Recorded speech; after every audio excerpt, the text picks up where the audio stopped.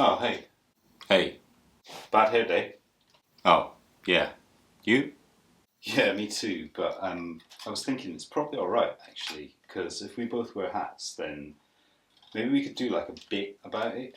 I don't know, something to do with you're an autistic man in everyday life, I'm an autism specialist, and like you and I are the same person, and therefore we have to wear a lot of kind of different hats in daily life. I don't know. I mean, it sounds a bit contrived at the moment, but I'm sure there's a way that we can turn it into a punchy hook to engage the viewer. You reckon? Yeah, I think so.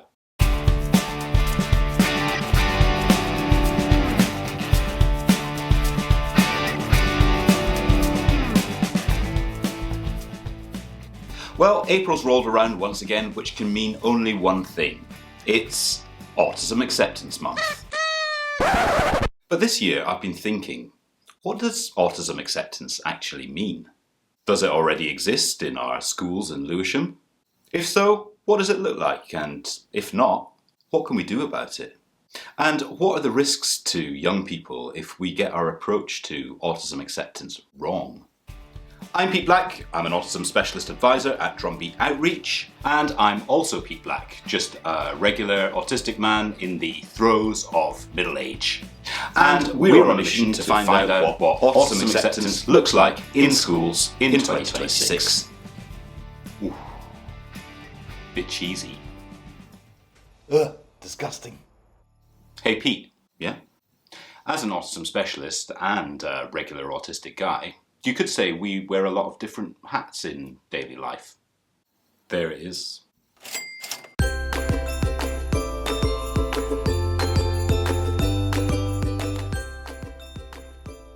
Now, in my line of work, autism acceptance is a hot topic, especially around this time of year. And every April, school staff from all over the world can be found sticking up posters, hanging bunting, and preparing assemblies, all to celebrate Autism Acceptance Month. Wait, celebrate? Yeah, celebrate Autism Acceptance Month. But acceptance of autistic people seems a bit of a weird thing to celebrate. How so? Well, I mean, surely human acceptance of other humans is a kind of baseline fundamental and not something that really calls for celebration. I mean, basic human acceptance should be a given, right? So it seems a bit strange that there's a big song and dance about it each year when it's applied to autistic people. Yeah, I get your point. Maybe celebrate is the wrong word. I mean, what do autistic young people actually get out of Autism Acceptance Month anyway? Well, let's face it, I'm a little bit long in the tooth these days. Is that an idiom? Yeah, but kind of literal too. Anyway, as I was saying, I'm a bit of an old fuddy-duddy these days, and I haven't been to school since the turn of the century. So I'm perhaps not best placed to talk to others about the issues young people face in school. So instead, I collaborated with autistic primary pupils and secondary students from mainstream schools in Lewisham, as well as members of the Drumbeat Outreach Autistic Young Experts panel. I want to emphasise that this video is intended for staff in Lewisham schools, and all young people that took part attend mainstream schools in the borough of Lewisham. Therefore, this video's purpose is solely to reflect their perspectives and doesn't aim to represent all autistic people. Sounds interesting. So how did you reach out to them and find out what they had to say? Well, you could say my approach to research was a little unconventional. My thinking was that if we're going to truly understand the current landscape of autism acceptance in schools with a view to promoting and elevating this acceptance, then let's first ask, what are we getting wrong? What actually makes school experiences worse for autistic pupils and students? And what should we avoid at all costs? So with this in mind, I created an inversion questionnaire, asking young people to share what actually makes autism acceptance more tricky for them in school. So you mean that rather than approaching autism acceptance from a what to do perspective, instead we identify current issues and find out what not to do? Yeah, when we know what to avoid, then we're in a better starting place to actually begin fostering autism acceptance. Yeah, but hang on, you mentioned a questionnaire. Does that mean that the young people had to provide written responses? The young people were encouraged to respond in the medium of their choice, be that in writing or typing, through voice note, or by use of a scribe. And all responses were anonymised with the exception of one student. Meet Tolu, an autistic Year 11 secondary student who really kindly agreed to be filmed during a chat with our Drumbeat Outreach team lead, Sonia Gannon. So in order to get the lay of the land with this whole autism acceptance thing, perhaps a good place to start would be to look at how the media currently portrays autism, and whether these portrayals accurately reflect a reality for young autistic people in 2026.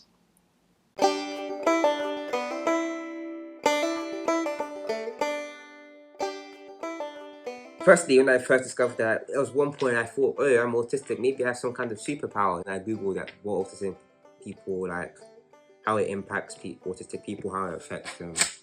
I've heard of a guy called Stephen Wiltshire, actually. He was able to go over London and paint the entire landscape just by looking at it in a helicopter ride, and I found that really impressive. I would appreciate the autism more if that's what it gave me, honestly. So do you think talking about Stephen Wiltshire helped people appreciate autism more?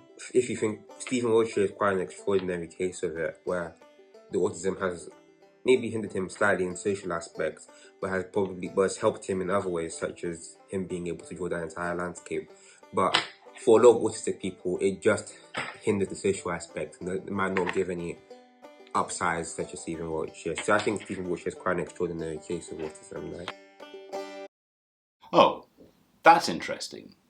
I just would have assumed that by shining a light on autistic people with extraordinary capabilities and superpowers like Stephen's, that it would be a surefire way to portray all autistic people in a positive light. Yeah, but I think what Tolu's getting at is that while autistic people like Stephen, who have exceptional savant-level abilities, do exist, they don't represent all autistic people. And even when someone does have standout strengths, they're rarely these superpowers that are solely attributed to being autistic. They're usually the result of a huge amount of effort, practice, and persistence. Therefore, when a media narrative suggests that most autistic people will have an extraordinary skill or capability, it can leave a lot of autistic people feeling, well, a bit unknown. I mean, take you as an example. Me? Yeah. But why? Well, do you have any extraordinary skills or capabilities? Oh, well, no, not really.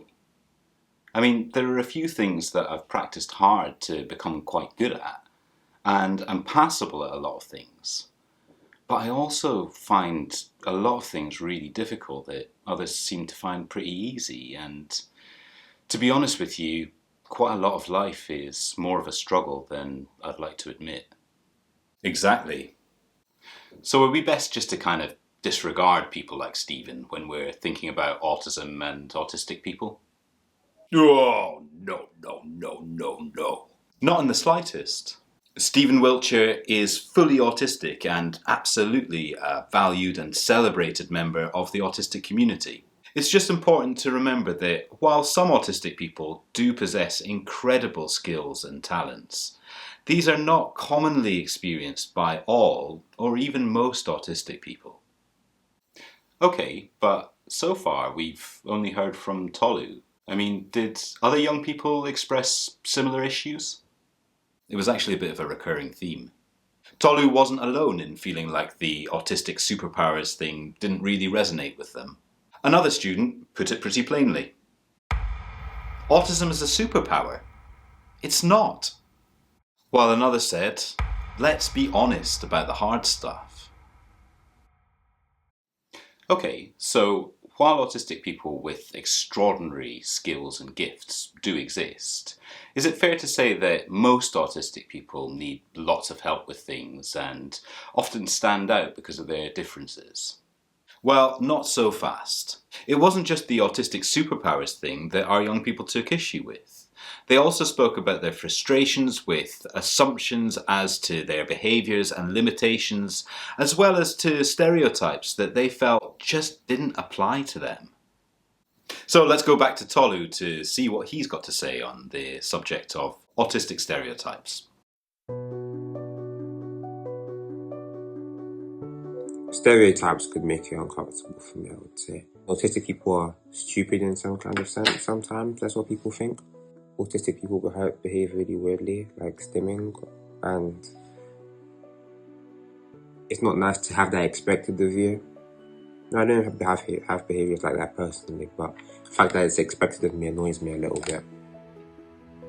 And Tolu wasn't the only one. Let's take a look at what the other young people had to say on the topic of autistic stereotypes and common assumptions.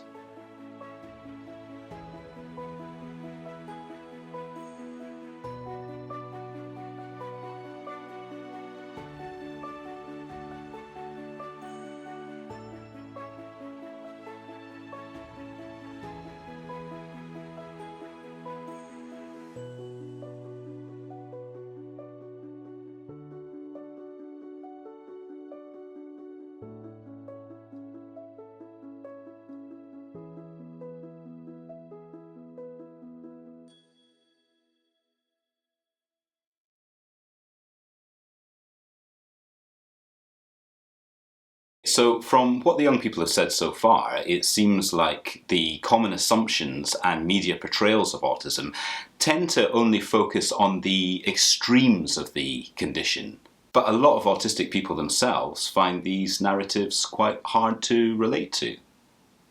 Yeah, I think that's exactly the problem.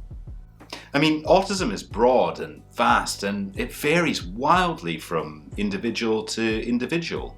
And just like fingerprints, there may be a few recognisable patterns or shared features, but the differences are often far greater than the similarities. And the same is true of the autistic experience. While there may be some common traits and challenges, the way that these show up and the impact that they can have can vary wildly from one autistic person to the next.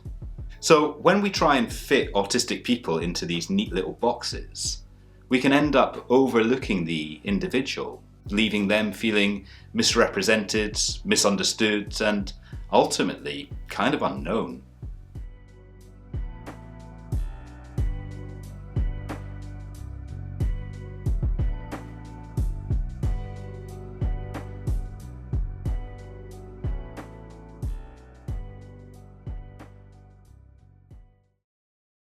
So I guess that accurate and varied autistic representation is really important, isn't it? I mean, individual identity and feeling understood and feeling known are really important for every human, right? Right, but at the moment, a lot of autistic pupils and students are telling us that this representation of them as autistic people doesn't fit them accurately and doesn't represent their own personal experiences. So how do we go about accurately representing autistic young people in primary and secondary schools in order that they feel known and understood? Whoa, hold your horses there, Pete. Is that an idiom? Yeah. Remember the inversion thing?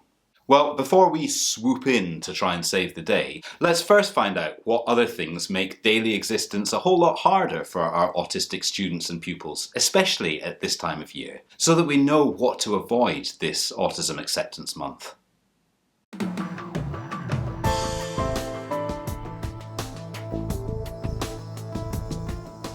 Okay, good plan, but it sounds like awareness is the main issue here, and I think that could probably just be addressed in like an autism awareness assembly or something like that. I don't know, man. Tolu? Let's say in assembly they started giving us like descriptions of what autistic people might do, and people were able to link that to people that they know. that would probably be quite bad because it would make people start to wonder, oh, who's the autistic person in the room, and I just prefer to not have that. Oh, so it sounds like Tolu's not super keen to be singled out as an autistic student in his school. And again, Tolu wasn't the only one. When asked what actually makes Autism Acceptance Month worse for pupils and students, many expressed a similar desire not to be singled out.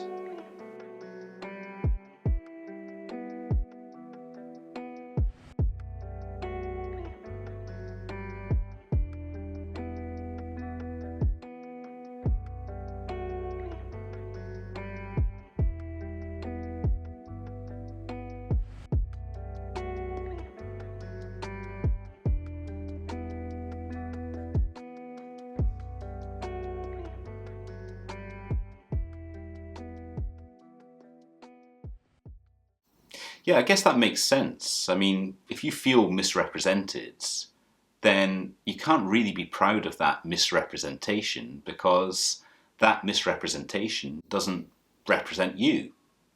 Yeah, but it's also important to consider this young person's perspective when considering accurate autistic representation. They said, if it was represented accurately, I would probably still be embarrassed because they're still describing, in a way, what I have. So perhaps we need to be careful about the assumption that by shining a light on autistic people during Autism Acceptance Month, they'll feel celebrated. Even though the week has the intention of celebrating the differences, kind of, what it does just draw attention to autistic people within that week. In a negative way, Yes, generally in a negative way. So it sounds like a lot of autistic young people just want to go under the radar. And that means we need to be really considerate and careful when thinking about activities and discussions that may expose them as being autistic. And this makes sense from a really human perspective. I mean, we've all got aspects of our own lives that we like to keep a little bit more private. And when we're pointed out, That's Pete Black in there? and analysed with assumptions made about us, He's been in there ages and I think he's got a bad tummy. it can leave us feeling, well, embarrassed and a bit exposed. Excuse me.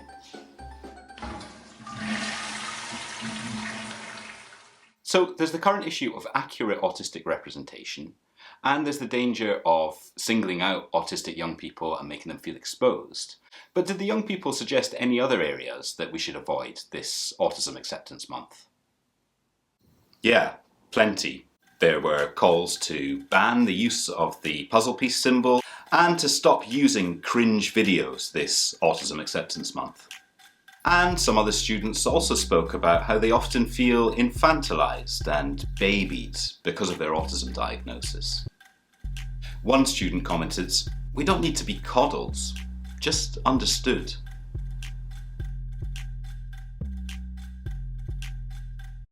So our young people have already identified loads of areas where we need to tread really carefully this Autism Acceptance Month, and more broadly, when addressing the topic of autism at all in schools. But what's at stake for the young people if we get this wrong? Bullying could be very rampant if it's handled poorly. They're trying to celebrate the differences, but not everybody wants to celebrate the differences. Some people just want to hate on the differences. So it might sometimes be better to just not bring up the differences.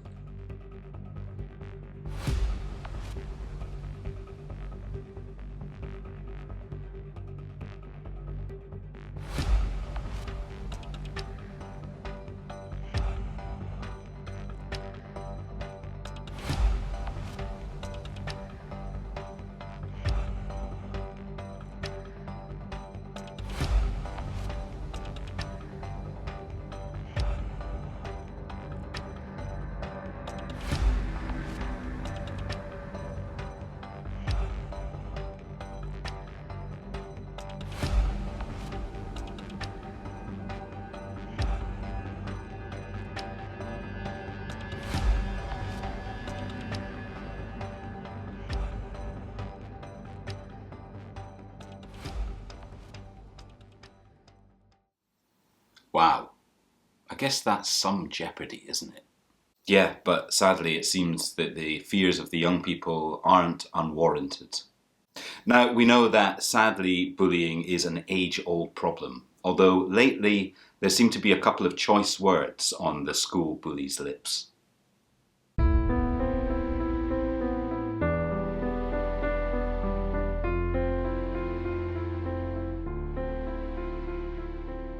If someone does something stupid, not just an autistic person, but any person, they might be just called autistic, and that's the way it's used generally.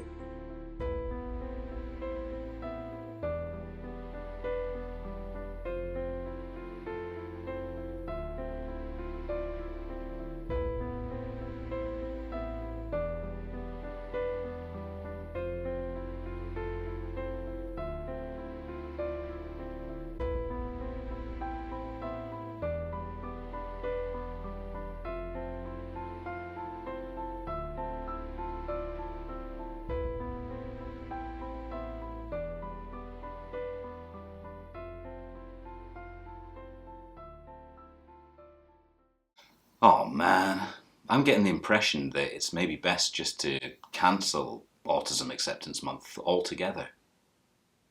Yeah, you're not alone in thinking that. Another student commented, "My advice would be just don't do it to begin with. It's always crap. I never participate in any of it." While another student's advice was simply delete the month. But let's see what Tolu had to say on the matter. If you were a head teacher of a school and you had to do autism, I wouldn't. I had you to. wouldn't do it. I wouldn't do it. You wouldn't do it. I wouldn't mind being left out. I don't care about being left out of Autism Awareness Week. Do you want to be left out of autism? Yes, I would. I'd be happy to be left out of Autism Awareness Week. So at the moment, it might feel like it'd be best just to ignore Autism Acceptance Month altogether. The young people have told us that they actually feel rejected and stigmatised because of their diagnosis. And that's something we just can't ignore. So what do we do? Oh, is this where your inversion thing comes in? Let's find out.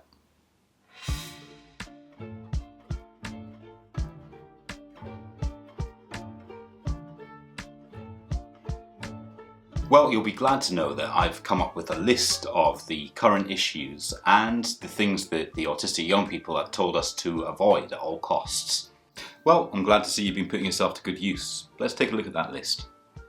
Well, first let's take a look at the current issues the young people have highlighted. They were concerned at the lack of diverse autistic representation in media and that stereotypes and common assumptions about autism don't necessarily reflect their reality.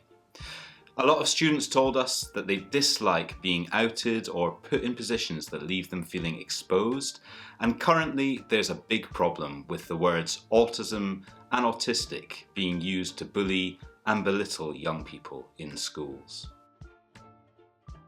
And they also told us to avoid things such as tokenism, cringe videos, assemblies and media with limited variety, actions that could be seen as babying and coddling autistic students, and singling out autistic people in ways that leave them exposed.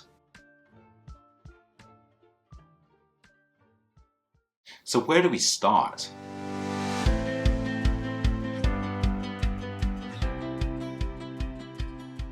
Well, first let's have a think about addressing the subject of authentic autistic representation, all while avoiding the things the young people asked us to. Our young people suggested ditching the cringe posters and binning the assembly plans and instead exploring relevant and intriguing media that documents the lives of everyday autistic folk. So how can school staff ensure that the vast range of the autism spectrum is portrayed in their schools? Well, rather than relying solely on the media portrayals of autism, school staff could connect with local autistic adults, perhaps those who went to mainstream school themselves and would be happy to share their experiences. These adults could speak about their everyday lives, covering topics like school experiences, friendships, relationships, and their journeys to employment. With the idea that these voices may resonate more strongly with students as they reflect lives that feel possible and relatable. Yeah, precisely.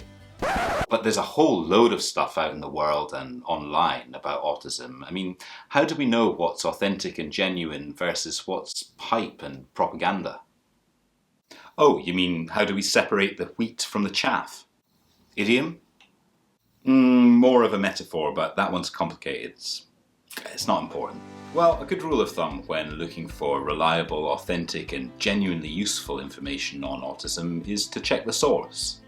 Now, the gold standard is content created by autistic people themselves, but there's also some really great stuff out there from family members, professionals and established organisations, those who have daily involvement with autistic people and have an in-depth understanding of autism. The problem these days is that with your My Faces and Instatimes and all that nonsense, you know, it's impossible to know where to start. And if you too are struggling to know where to start, I suggest a good place would be somewhere like neuroclastic.com.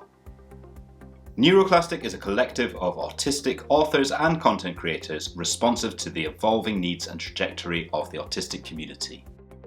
There you'll find a really wide range of articles and content created by autistic people themselves. But hang on, I'm thinking we've also got resources closer to home. What do you mean by that? Well, I mean the young people themselves were happy enough to help you out with your research, so why don't we just ask them? Yeah, absolutely, and our young people have expressed a want to set the record straight and indeed to help their fellow students and staff understand autism a bit better. So what would you suggest? I mean, something like a student advisory board or maybe an autistic student council? Yes, but there's a big but. Nope. So in most schools, student voice is gathered through visible participatory formats such as student councils, meetings and organised discussions. But these approaches rely on physical attendance and often require people to speak up, stand out and generally be seen. But we know that for many of our autistic students, visibility is something they're trying actively to avoid. Okay, but if the young people don't attend the meetings, then how do we know what they've got to say? Well, I don't think this necessarily has to be an in-person or physical thing. I mean, emails, written notes, voice notes, one-to-one conversations and even drawings are all effective forms of communication and don't require meeting publicly. So this way the autistic young people can tackle current issues, express opinions, share experiences and make suggestions that could positively influence autistic school experiences, all while staying under the radar from their peers. Yeah, and this way we're respecting the requests of the young people to not be further exposed by protecting their anonymity. And I guess the best thing is that the very same young people who currently feel powerless and downtrodden will be empowered and consulted to affect the positive changes in schools they want and need. That sounds really good, but how do you go about setting something like this up?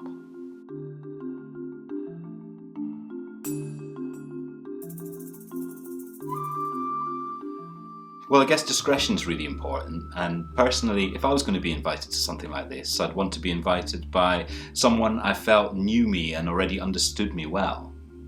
So I suppose a trusted adult in the school could discreetly explain the concept to the autistic students and could invite them individually by way of email or written note, maybe left in a locker or a tray, or just through a discreet, low-key, one-to-one conversation. But what if some people don't want to take part? Yeah, it's important that this is viewed as an entirely voluntary thing and that young people don't feel under any pressure to partake unless they want to. It'll be important not to put them on the spot, and therefore inviting them to respond to the invitation in the format of their choice within a given time frame will allow them to process and consider rather than feeling pressurised to respond in the moment. Okay, but I mean, what does this anonymous autistic student council look like in practice? I mean, how does it work?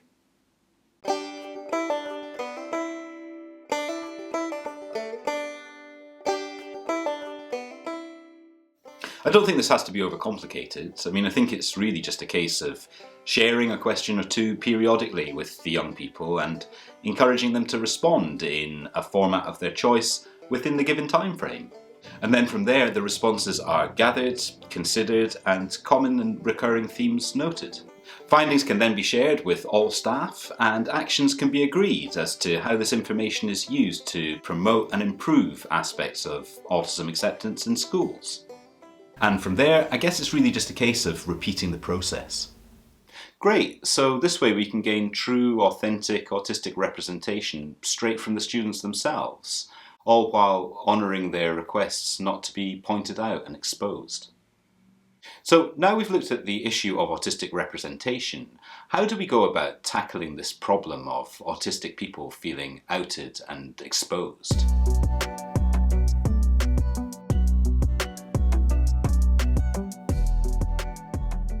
Some autistic students expressed that they already feel exposed and singled out, and that this is made worse if they're pulled out of class for an intervention mid-lesson. Ooh, I'd hate that. I'm really not great at dealing with being interrupted, especially if I'm concentrating hard or if I'm in a state of flow. Yeah, and then having to stand up immediately in front of everyone and leave the class with an adult without necessarily knowing what the intervention's about, how long it's going to last or where it will be, is enough to make anyone feel anxious and exposed. Now, in reality, every school day is busy and unpredictable, and therefore things like interventions can be hard to logistically plan for. However, where possible, every effort should be made to ensure that a consistent space is available for the intervention, a beginning and an end time are agreed, and that all this is communicated with the young person prior to the intervention starting. Okay, but that doesn't solve the problem of the student having to stand up in front of their class and leave the room in order to go to their intervention. Well, I suppose a good way to ensure that students don't feel further exposed is to plan interventions so that they don't have to leave the class in front of everyone. Wherever possible, support and interventions could be arranged to start at the beginning of the lesson so that the young person is already where they need to be. Crucially, the young person should know about the intervention ahead of time, including where it's going to be, who it's going to be with, how long it's going to last and when it's going to happen, and this way we can ensure that nothing feels like a sudden and unexpected change for our students. But if the intervention does need to start midway through the lesson, then let's think about more covert and discreet ways that the young person can leave the room. This may be during independent work time or at another natural transition point in the lesson. Also, a quiet signal from the teacher or the young person leaving the room independently as opposed to being collected can all help keep things under the radar. With a little planning and clear communication with the student, we can help protect their privacy and ensure that support feels meaningful as opposed to exposing. Okay, so we've looked at the issue of autistic representation and we've considered a few ways as to how we can help ensure that young people feel less exposed. But how do we deal with this issue of discriminatory language?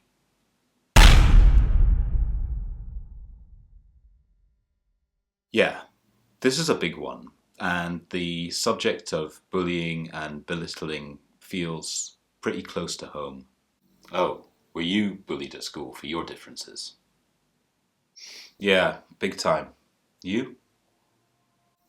Yeah, I was bullied a load at school. I mean, I wasn't diagnosed at the time, but looking back, I now understand that it was because of my differences associated with autism. And even though that was 30 odd years ago, those experiences stick and are really hard to shake off sometimes.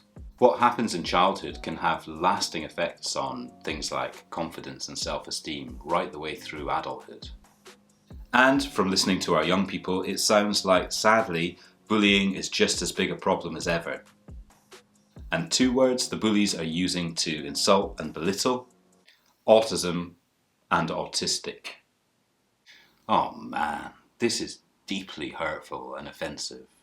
It's little wonder that autistic young people are doing everything that they can just to get by unnoticed. But bullying is an age-old problem. I mean, what can school staff really do about it? Well, first off, I think we need to recognise what this is. I mean, using words like autism and autistic, that's not banter, that's a form of bullying, and it actually constitutes disability-based discriminatory behaviour. This means that schools have a very clear responsibility to address this. Under the Equality Act 2010, disability is a protected characteristic. This means that language or behaviour that demeans or targets individuals on the basis of disability must be treated as discriminatory. So, in practical terms, I guess this means that schools would need to address the misuse of the words autism and autistic in the same way that they would address racist, sexist or homophobic language. Yeah, a united and consistent approach across all staff towards these incidents is essential, and the appropriate protocols must be followed. So what would be the appropriate protocol for dealing with the misuse of words like autism and autistic? All reported or witnessed incidents should be recorded in line with school procedure so that patterns can be identified and addressed. The responsibility for follow-up usually sits with pastoral or inclusion staff who can ensure that the young person who used the language understands why this is unacceptable and what is expected of them going forward. But how can school staff offer support to the person who's been affected by the misuse of this language? Well, as we've heard throughout this video, many autistic students don't want further attention drawn to themselves.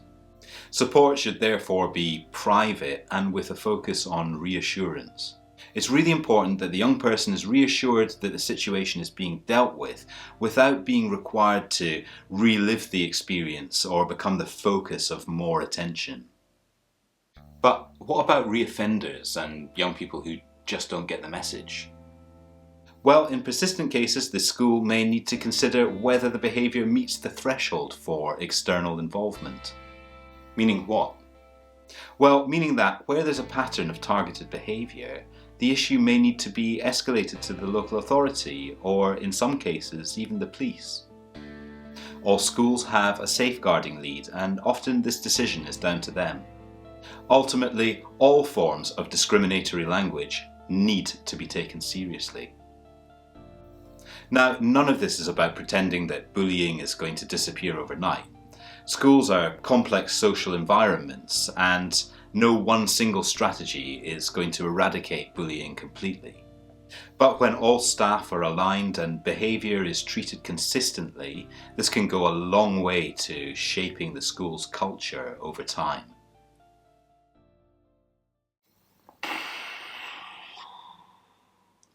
What's up? It's just all really heavy, isn't it? I know, right? And I just really feel for the young people at the centre of all of this. However, it's not all doom and gloom. Take a look at this.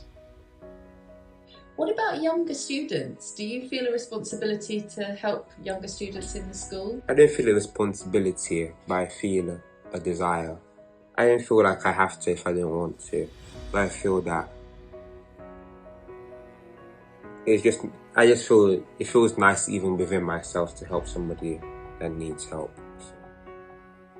Oh wow, how cool would it have been to have an older buddy like Tolu when we were at school? Just to know that there was someone looking out for you and there was someone you could check in with would have made all the difference. I know that they probably wouldn't have been able to single-handedly stop all the bullying, but just to know that there's someone else who knows what it's like to be an autistic student would have been a really big help. And do you know the other cool thing? Tolu wasn't the only one to share this sentiment. Other students also expressed a desire to support each other and perhaps those who are younger or more vulnerable. This is really great. I mean, what better place to find meaningful support than from other people who live it too? So what could this autistic peer support look like?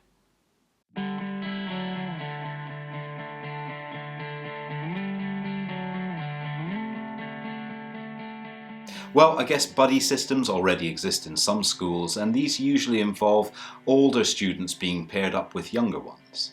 These relationships might involve meetups at unstructured times, or perhaps the older student providing clarity, advice and guidance to the younger one. But Pete, yeah? I'm just thinking, wouldn't it be great if there was a way that buddies could covertly and remotely communicate with each other? I mean, students in different year groups are rarely in the same part of the school at the same time, and differing timetables can mean that meetups at lunchtime or break time can be hard to arrange. And as you and I both know, on-the-spot face-to-face communication sometimes isn't ideal for autistic people. I guess most schools have got strict mobile phone policies, so it's not like young people could just WhatsApp or DM each other in a crisis. But what about something like pagers? Pagers? Oh, come on. Big boy, what planet are you on? No, seriously, hear me out. I mean, yeah, pagers are widely considered redundant technology from decades gone by, but I think they could be really useful in situations like this. I mean, think about it. They're small and discreet, they don't have cameras or an internet connection, meaning that they don't pose the same safeguarding issues as mobile phones. Plus, they're still commonly used in settings like hospital, where instant communication is vital. Yeah, but can you even get hold of pagers these days? Yeah, they can be purchased online for a fraction of the cost of mobile phones. Even if schools just bought a couple of cheap pagers to trial the initiative, I'm sure they'd pretty soon reap the benefits. Yeah, I'm still not convinced. That's alright. I mean, listen, I don't have all the answers, and some of my ideas are just suggestions, but ultimately each school is responsible for knowing what will and won't work in their setting. We're nearly at the end of the video now, so let's bring this into land. No, I mean, let's tie up the loose ends. No, I mean, let's summarise the main points of the video so we can finish and then go and have a coffee. Ah, understood. Great, so without further ado, let's wrap up.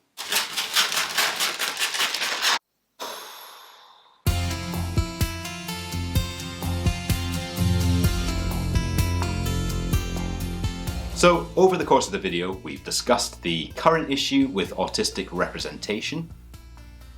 We've found out that, at present, autistic young people would rather not be singled out and publicly exposed. And we found out that there's currently a big issue in schools with discriminatory language being used to stigmatise autism and autistic people. And the young people themselves have told us to avoid things like tokenism and stereotypical examples when discussing autism. They also asked us to stop singling out autistic people and drawing attention to them, and to be wary of treating them in ways that could come across as infantilizing or coddling. And we can do all this by making small changes in schools, such as seeking out authentic and relatable autistic representation, consulting young autistic people themselves in covert ways, proactively addressing the use of discriminatory language, and taking measures to protect autistic students' privacy and dignity when navigating things like interventions and academic support. And Pete, yeah? Don't forget that the autistic young people themselves have expressed a desire to support and look out for one another. And maybe your idea about pagers wasn't so bad after all. Pagers? Oh, come on. Hey. Huh? Seriously? What's next? Vol au vents and a prawn cocktail? It's like it's stuck in the 90s. Well, I guess there's no pleasing some people.